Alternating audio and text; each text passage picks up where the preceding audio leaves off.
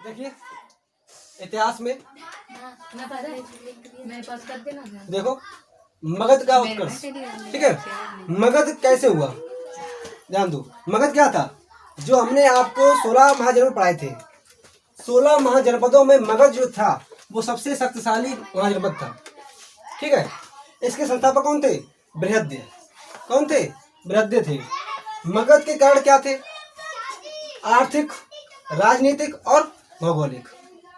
क्या थे, आर्थिक, राजनीतिक और भौगोलिक, ये उसके मेन कारण थे।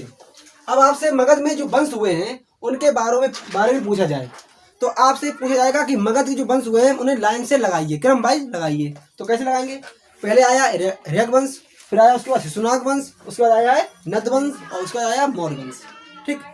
यहाँ हमारे 4 इसमें वंश आए हैं, कौन कौन से, हर्यक वंश, शिशुनाग वंश, नंद वंश और मौर्य वंश। हम आप शुरू करेंगे आज। पहला क्या है, हर्यक वंश।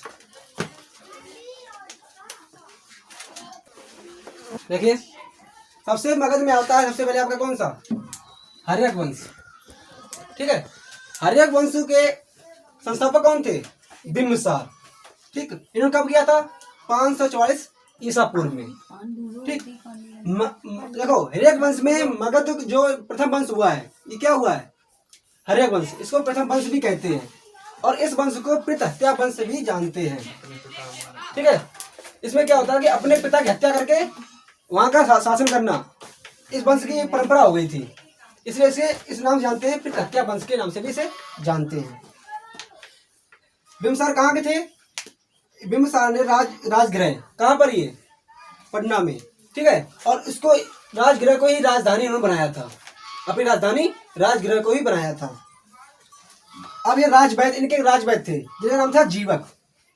इनकी जो राजवैद्य थे उनका नाम क्या था, जीवक। ये कौन थे, इन्होंने बुद्ध थे, बुद्ध और अवंती के राजा प्रघोत की इन्होंने सेवा की थी। इन्होंने बुद्ध की भी सेवा की थी और अवंती का राजा प्रघोत कौन थे, इन्हें पांडु रोग जो हो गया था, ये रोग हो जाता है पांडु रोग, उस जब उन्हें रोग हुआ था तो उन्होंने इनकी सेवा की थी, क्योंकि अवंती के राजा प्रघोत की, किसने, जीवक ने, ठीक है। और इन्होंने क्या कार्य किए, इनका एक काम था बिंबिसार का कि जिस देश में इन्हें कब्जा करना होता था तो वहाँ उसकी क्या करते थे, शादी करते थे, वहाँ शादी की और देश पे कब्जा कर लिया। जैसे इन्होंने 3 शादियाँ की। महाकौशला देवी, ये कहाँ की थी, कौशल वंश की थी, ठीक है, कौशल प्रदेश, वहाँ से इन्होंने इनसे शादी की और उस पर कब्जा कर लिया। चेलना, ये कहाँ की थी, वैशाली की, ठीक है। ये कौन थी, ये चेतक राजा की बेटी थी, चेतक राजा था उसकी ये बेटी थी, उनसे शादी की तो इन्होंने वैशाली बना लिया, वहाँ ही कब्जा कर लिया। क्षेमा, ये मध्य पंजाब देश, उसमें पंजाब राज्य में, उसमें पंजाब देश था, ठीक है। तो वहाँ पे इन्होंने क्या किया, उस पर कब्जा कर लिया, ऐसे शादी करके। इनका काम यही था, ये तो नहीं करना था, शादी कर लिया और कब्जा कर लिया, ठीक है ना। अब इसके बाद आते हैं इनके बेटे पर। देखिए हर्यक वंश में बिंबिसार की मृत्यु हुई, कैसे हुई कि उनके बेटे अजातशत्रु ने उनकी हत्या की। तो उनके गद्दी कौन बैठा, अजातशत्रु, उनका बेटा अजातशत्रु उनकी गद्दी पर बैठा, ठीक है। अपने पिता की हत्या कब, 492 ईस्वी में, ठीक है।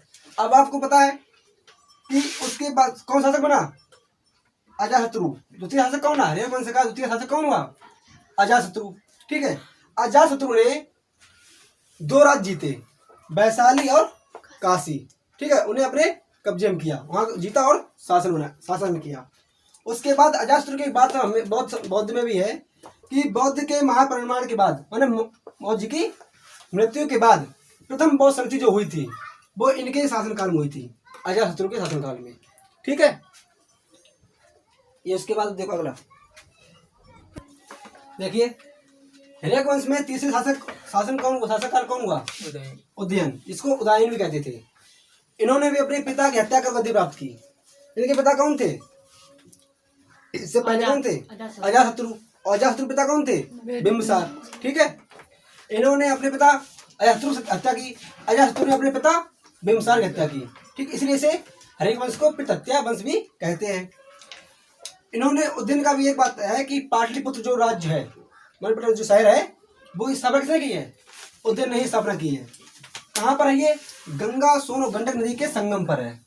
ठीक है, गंगा, सोन और गंडक नदी के संगम पर है। कौन सा? पाटलिपुत्र। ठीक है, इसकी स्थापना किसने की?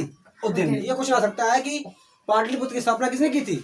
उज्जैन ने। ठीक है, किस वंश थे? हर्यक वंश से। ठीक है,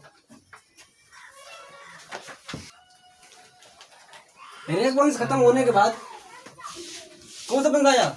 शिशुनाग वंश आया। ठीक है, शिशुनाग वंश के संस्थापक कौन थे? शिशुनाग ही थे। इस समय याद रखेंगे, शिशुनाग वंश के संस्थापक कौन थे? शिशुनाग थे। इन्होंने क्या किया कि उन्होंने राजधानी क्या बनाई थी? उज्जैन ने पाटलिपुत्र, और पाटलिपुत्र के बाद उन्होंने फिर राजधानी क्या बना दी? वैशाली बना दी। ठीक है, फिर इन्होंने क्या किया? अवंती को मगध से मिला दिया। अवंती को जीता और किसके मिला दिया? मगध से मिला दिया। उसका इनकी मृत्यु के बाद इनके बेटे कालाशोक शिशुनाग के संस्थापक वो बने, शासक। ठीक है, इन्होंने क्या किया? इन्होंने फिर से पाटलिपुत्र राजधानी बना दी। इन्होंने क्या किया? फिर से पाटलिपुत्र राजधानी बना दी। और इनके शासनकाल में बौद्ध संगति की, जो बौद्ध धर्म था, उसकी द्वितीय संगति इनके शासनकाल में हुई थी। द्वितीय संगति इनके शासनकाल में हुई थी। और इनकी मृत्यु के बाद अंतिम शासक शिशुनाग के अंतिम शासक कौन था? नींदवर्धन। ठीक है, अंतिम शासक कौन था? नींदवर्धन। ठीक है, आपसे पूछा जाए कि शिशुनाग का अंतिम शासक कौन था? नींदवर्धन था। इसका कौन सा वंश आता है? इसका आता है नंद वंश।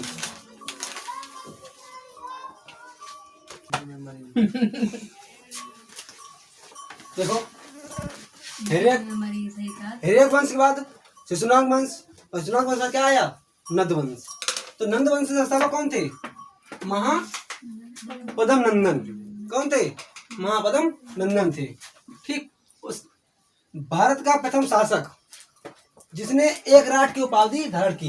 एक राट मतलब सब राजाओं को पराजित करने वाला, उसे एक राट कहते थे पहले। ठीक है, तो कैसा था? एक राट उपाधि धारण की गई। पुराणों में महापद्म को परशुराम भी कहा जाता है। ठीक है, पुराणों में महापद्म को परशुराम का अवतार बताया जाता है। और इन्होंने क्या किया? महापद्म जी ने कलिंग, ये कहाँ पे? उड़ीसा जीता उन्होंने। इससे कलिंग से इन्होंने क्या किया? जब जीत कर वहाँ एक जैन की मूर्ति थी, उसको कहाँ लाए? मगध लाए। कहाँ लाए? मगध। ठीक, इन्होंने कलिंग में नहरों का निर्माण कराया। कलिंग में नहरों का निर्माण कराया, जहाँ हमें प्रमाण मिलते हैं। हाथी गुफा मिलती है और अभिलेख मिलता है क्या? खोखेल द्वारा। ठीक है, अभिलेख का नाम क्या है? खाखेल। ठीक है, ये अभिलेख है जो हमें लिखित मिला है वहाँ पर। और गुफा क्या मिली है? हाथी गुफा मिली है। इससे पता चलता है वहाँ किसका निर्माण हुआ है? नहरों का निर्माण कराया था किसने? महापद्म नंदन ने। उसके बाद क्या होता है? इसके बाद इनके बाद आगमन होता है सिकंदर का। सिकंदर का आगमन कब होता है? 826। सिकंदर का होता है, हाँ सही है, 326 बीसी में, है ना? 326 बीसी में क्या होता है? सिकंदर का आगमन होता है यहाँ से। अब मौर्य वंश में पढ़ाएंगे सिकंदर। ठीक है, पूरा माने अब मौर्य वंश से पहले क्या आएगा? इससे पहले आएगा यूनानी और यूरानी, उनका आक्रमण के साथ। जो यूनानी था वही था